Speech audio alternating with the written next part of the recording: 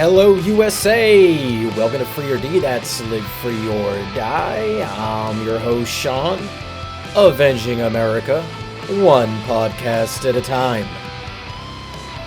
I, reluctantly so, visited the MSNBC homepage this morning. MSNBC, if you didn't know, actually stands for nothing but mainstream crap. Like 75% of the page is Trump. Even one of the articles from Rachel Madcow, the article criticizes that Trump didn't make it overly known that he and Melania received the vaccine while in the White House. So there's 2 points here. One, who cares? And two, move on. You see, this is the problem with the far-left media outlets, like the mainstream nothing but crap, right? They're so rabid with Trump Derangement Syndrome, they can't stop covering him. Trump is living rent-free in the minds of liberal media elitists. Why? Because they thought so highly of themselves, and he basically spit in their faces. And then we voted for him, not them. Listen, the geriatric Trojan Horse in the White House is a joke, right? He has to be a joke because he couldn't even tell a joke, right? Because everything that comes out of his mouth is word salad. Listen, he may be in the White House, but 75 million people voted for Donald Trump, right? And not leftist propaganda machine, right? The liberal media knows Trump could win again. And that's why they're acting the way they're acting. They're terrified. I'm not saying that he's going to run. He is certainly hinting at it. And in reality, he could probably win. The reason he could win is that the Democratic Party is going to implode, right? What did we hear nonstop after Biden got elected? We have a mandate. No, you don't. Okay, people like to think that because they win, they have a mandate.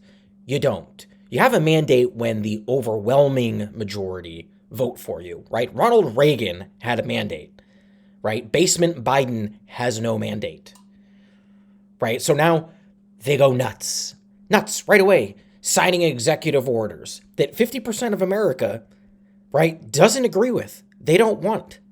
My guess is buyer's remorse is already sinking in. Right, when Biden took office, remember, the national average price of gasoline was $2.25. Now, today, March 2nd, it's $2.72. This is where it's going to hurt America.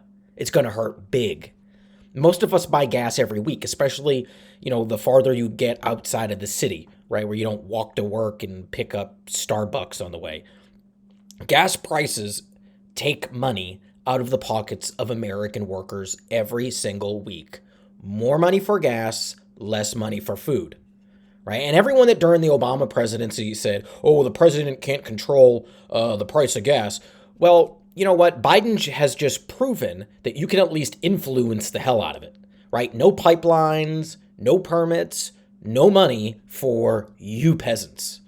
This is just one example. There's tons of them, right? Jobless claims going up, more COVID deaths per month under Biden than in Trump, sexual harassment claims against Cuomo, Governor Newsom in California, once again dining out while the peasants, the peasants have to shut their businesses down. Again, I shouldn't even say too much about all that because I'll probably end up in the gulag or something. But instead of Madcow covering this and these types of things, right, she covers Trump's vaccine 3 months ago. The media is a joke. They don't want to cover news. They don't want to cover the truth. They just want to push their agenda. Like, oh, there's no widespread evidence or no evidence of widespread voter bleep. Well, what about states that intentionally violated the Constitution? Right, and passed voter laws without the state legislatures as required by the Constitution? What about that? Right, we just keep hearing insurrection. What insurrection? I didn't see one firearm, not one. That pack of morons dressed up like the village people that stormed the Capitol didn't have a chance of even overthrowing a Pizza Hut. And you want to call that an insurrection? What a joke. You remember back in 2015 and 2016 when the liberal media was so overconfident, so sure of themselves, so sure that Trump was going to fall on his face? Then they practically tripped over their jaws when he won. We're back there again. We are.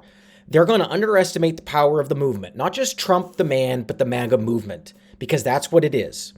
You wait. The final straw will be the next war. Right? I give it 6 to 10 months before we're engaged in another Middle Eastern disaster. Right? Another, ready for it? Quagmire. The media birds couldn't quit chirping that one before, right? Oh, that's a real quagmire. What a quagmire, Jim. Well, it's turned out to be a real quagmire. Listen, how about this? Because I know you're probably thinking, what the hell is he talking about? Can someone explain to me what the hell Joe the buffoon Biden is doing when we're bombing Syria? Right? Anyone? The logic for the old people's home, the White House, was that the Iranians performed a rocket attack on a U.S. base in Iraq. Right? I think it was Kurdistan, to be exact. So we respond by bombing a warehouse that's used by a militia group in Syria. Now, the militia group isn't Iranian, right? They're maybe backed by Iran, meaning they're funded by Iran. Is it just me, or is this a good way to piss off more Middle Easterners that don't want anything to do with the U.S. or Iran? Why didn't we bomb Iran? Ask yourself that. Why didn't we bomb Iran? Why are we dropping bombs in a completely different country? Simple. That's what the regime wants. I was adamantly against the war in Iraq. It didn't make sense, right? We're attacked on 9/11 by terrorists from Afghanistan. We sought justice. And then, while we're in the neighborhood, I guess we'll go take down Saddam Hussein. It made absolutely no sense. And this is the same thing here. This is what's going to happen, right? They're looking for an excuse to attack Syria. Why? Because the Democrats, going back to Obama and Clinton, have just had a hard-on to kill Assad, right? This action, this irresponsible bombing in Syria, is the exact type of action that'll get us another 9/11. It's because of things like this, there is so much disgust for the United States in the Middle East. So how about this?